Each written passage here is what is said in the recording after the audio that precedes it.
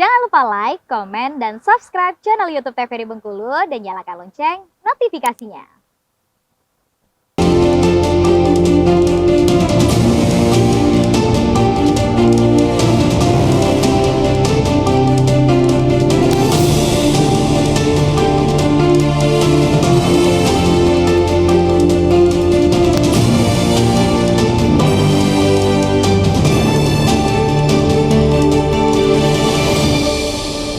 Ya, terima kasih pemirsa TVRI Bengkulu. Anda kembali menyaksikan program acara Berendo bersama saya Afriko Zuhri. Masih dalam tema yang sama, MK perbolehkan kampanye di sekolah.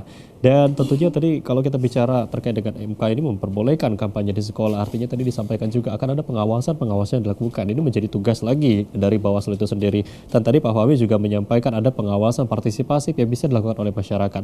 Nah, mungkin untuk sejauh ini bagaimana sih sebetulnya kita melihat masyarakat terkait entah bagaimana pemahaman mereka terkait politik dan sebagainya, dan pendidikan politik yang diberikan kepada masyarakat sendiri seperti apa nih Pak?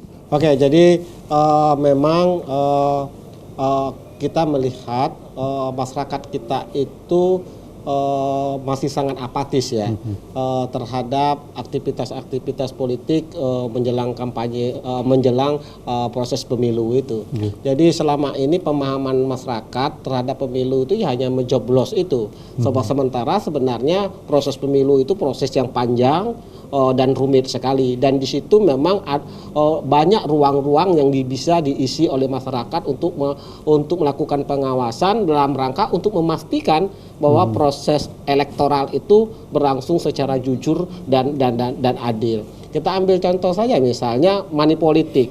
Itu kan pemilu di Indonesia itu adalah pemilu yang sangat transaksional. Jadi omong kosong aja kalau orang itu mau berkontestasi di politik itu hanya mengandalkan citra diri saya.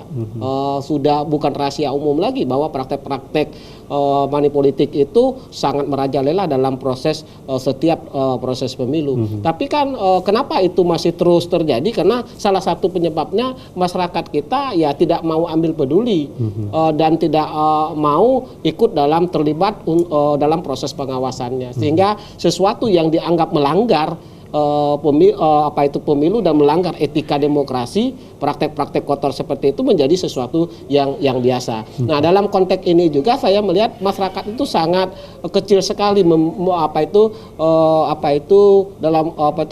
memberikan ruang kepada dirinya untuk ikut terlibat di dalam proses pengawasan ini. Padahal untuk memastikan semua proses pemilu itu berjalan jujur dan adil itu sangat diperlukan keterlibatan masyarakat. Nah, oleh sebab itu sekarang tagline dari Bawaslu itu adalah salah satunya adalah melakukan pengawasan partisipatif itu. Karena tidak mungkin seluruh proses tahapan pemilu itu bisa di-cover dengan mata dan kepala pengawas pemilu dan dalam hal ini Bawaslu. Tetapi harus melibatkan masyarakat di akar rumput itu. Nah, untuk melibatkan masyarakat di tingkat paling bawah melakukan pengawasan ini yang mungkin perlu dilakukan sekarang. Bagaimana kita membangun motivasi dan semangat masyarakat untuk bertanggung jawab bahwa pemilu itu bukannya panggung penyelenggara pemilu saja, bukan panggungnya partai politik saja, dan bukan panggungnya para peserta pemilu, tetapi pemilu itu adalah tanggung jawab semua orang,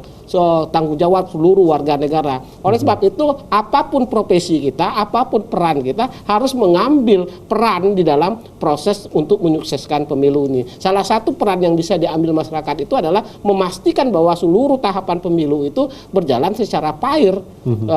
Oleh sebab itu dibutuhkan pengawasan dari masyarakat. Nah, tinggal sekarang bagaimana kita membangun dan mengajak masyarakat untuk terlibat di dalam proses pengawasan pemilu. Karena masyarakat kita sudah terlanjur sedikit apatis dengan apa yang namanya pemilu dan lain sebagainya ini. Nah, dan inilah yang menjadi pekerjaan berat penyelenggara pemilu dalam hal ini KPU, Bawaslu, termasuk pemerintah, bagaimana melibatkan masyarakat di dalam proses pengawasan pemilu. Ini memang menjadi PR kita bersama gitu untuk menekankan bagaimana kepada masyarakat ini untuk bisa berkontribusi ya tentunya dalam pemilu itu sendiri. Salah satu tadi menjadi pengawas partisipatif dan lain sebagainya.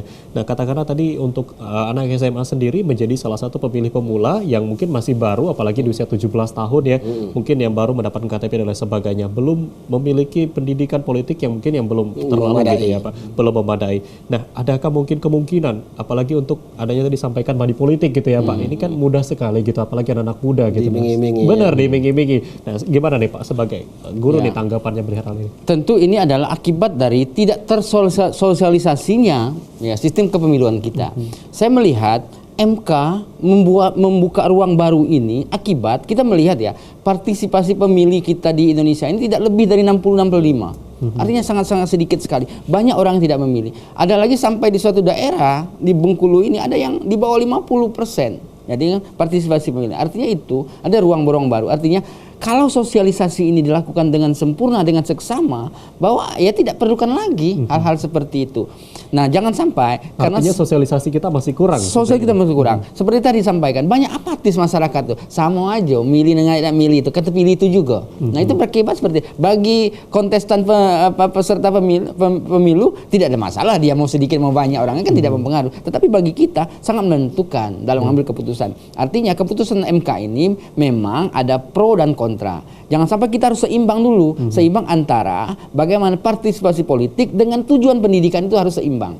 Ketika itu seimbang, maka itu akan mencederai nanti, baik mencederai demokrasi kita maupun mencederai dunia pendidikan kita. Jadi harus keseimbangan antara dua itu. Nah, sehingga kalau dia seimbang, selaras, tidak ada masalah ya untuk kedepannya. Artinya sosialisasi itu kita perbanyak dan sebagainya sehingga partisipasi pemilih di Indonesia ini minimal lah di atas 80-90% lah.